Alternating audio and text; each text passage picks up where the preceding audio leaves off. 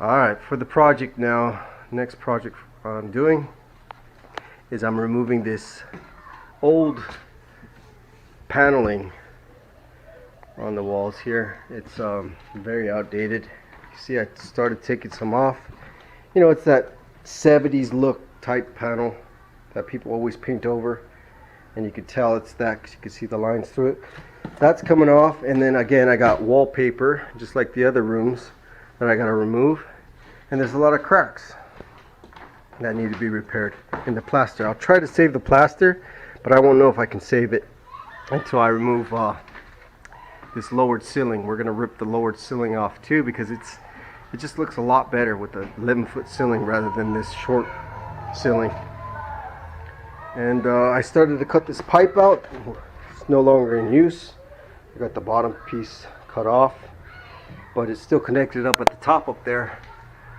So I gotta go and cut it up there later on. But it's really thick steel, whatever this is made out of. It's really thick, so it's pretty hard to cut through.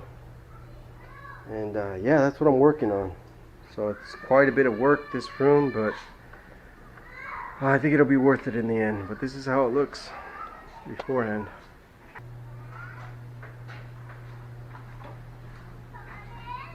And you can see the difference in height. It should be this high, just like in this room. 11 feet ceiling, not 8 foot. 1, 2, 3, 4 stacks of tiles.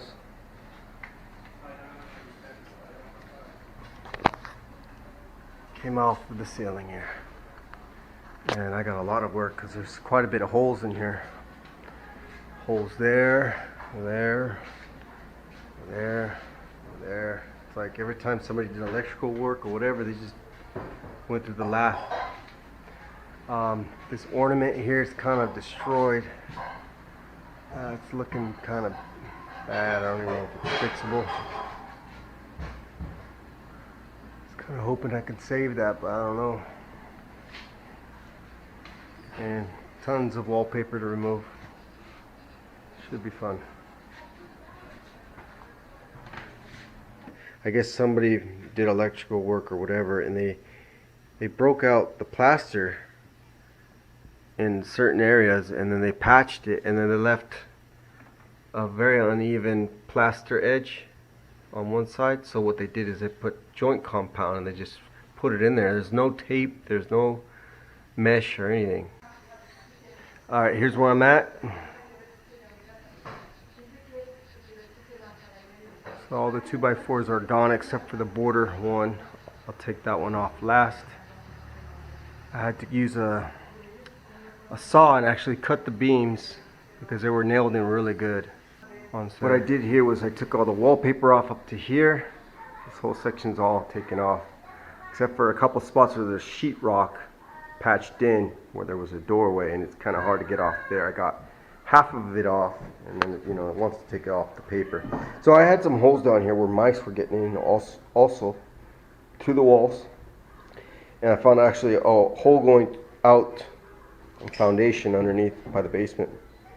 It was a little hole like that. It looked like for like maybe a water faucet, and they never filled it. So what I did is I put a block on there and I nailed it in so no animals can get through.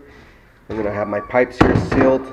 What I used was Structolite, a bag of Structolite to do this. It's kind of like it is a base coat plaster. It's what you use for a base, and it's got perlite in it, which is it's a little bit lighter than sand. So I think it's 750 psi strength once it's dry. I did this last night, and it's already dry the next day. So, and that's pretty thick. I had a hole there, and it was about that thick, and I just kept putting this on a couple layers. And it probably needs one more layer to smooth it all out and get it flat. But that, if you would have saw, I should have took a before picture of that. It's similar to this. See, I put some foam in there just so the mouse won't get through, mice. But eventually I'll cut that foam out, take that foam out, and I'll do the same thing. Fill it, and I filled over here as well. Okay, any little holes or anything. I even filled under this sheetrock You can see where I put it right here.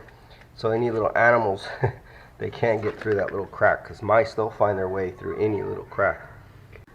So I'm gonna have to skim coat all this wall, fix all my little cracks with mesh tape. And here's the Structolite that I used. It's in a big bag by USG. Structolite. Sold at the local Home Depot. I think it's only like 13 bucks for a 50-pound bag. And again, it's a base coat. You can see that it says base coat, Structolite, for use over most plaster bases. Okay. So I also used, before I put that on, and that just mixes with water, I use this concrete bonding adhesive. You put this on with a brush in the lath or brick, whatever you're putting it on. There was bricks inside the wall and some of the lath was broken, so I just put this on the brick, and that will help adhere whatever you're putting on it. Okay, and I'll show you another bad spot over here that I gotta do next, where the brick, it's got some deep holes in it, or broken pieces. And I think that's because they tried nailing into the brick when they put up the siding, the panels they put in. So I'm gonna fix this up with some Structolite as well, and put the adhesive on before I do that. Yeah, I still got this side of the wall to finish up, but I'm working mostly over here for now. It's quite a bit of a process because I'm dealing with 5 layers of wallpaper that's been there for God knows how long, and you know, I got a bunch of holes to patch up. And there's so many different ways to do patches. Like you could put a little piece of sheetrock in there and then just skim coat over it. You could actually put lath back up in there, and then, you know, put plaster base, which is the Structolite, which is perfect for ceilings because it's lightweight. So the Structolite, when it hardens, it gets pretty hard. I mean, you can see. So I got a couple little spots. Then I was working on the chimney, and if you remember in the beginning of the video how bad that was, you can see it's coming out a little bit better. Actually looks like a, you know, wall now. It doesn't look like a hole. Still have to skim coat this probably one more time. So I stopped about right here. I gotta go and skim coat all that, and then I'll probably tackle this wall and then this wall next after that. And then I'll work on this electrical problem. I have to run fish lines through the ceiling there to get it all up in the ceiling, or in the where the rafters are. Alright, today I'm working on this wall here, and you can see the plaster's pretty rough. Originally there was 2 windows here. They covered it with sheetrock, and I took out all the pieces that were breaking around it, and I put some plaster weld. Plaster weld right here. It's a bonding promoter, bonding adhesive promoter. Helps the plaster stick better.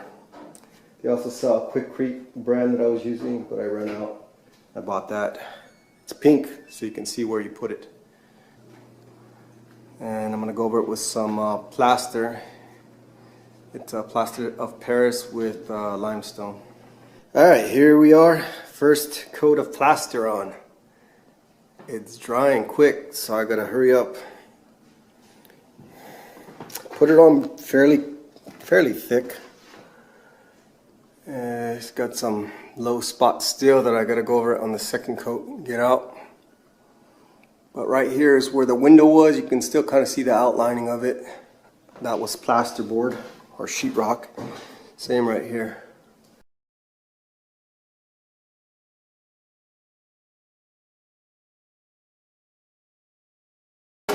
Alright, for my second coat, I decided I'm going to go with this pre-mixed, pretty much gypsum, all-purpose joint compound, which is just gypsum. I don't feel like mixing up more of the easy sand. This will be a lot quicker. And plus, this one's filled in most of the imperfections already. And all I'm going to do is be covering up any little, you know, high spots, low spots. And that'll be fine for that. Alright, so I skim coated from there to about somewhere right here, and went all the way across to about right here. It stopped about right there. So I still got to do tomorrow, skim coat this whole side down here and skim coat this down here. This all-purpose takes forever to dry, so I'm gonna let this dry before I hit up this side, because then it starts leaving streaks and stuff. So and then plus I'm tired, so that's where I'm gonna stop. It's looking a lot better.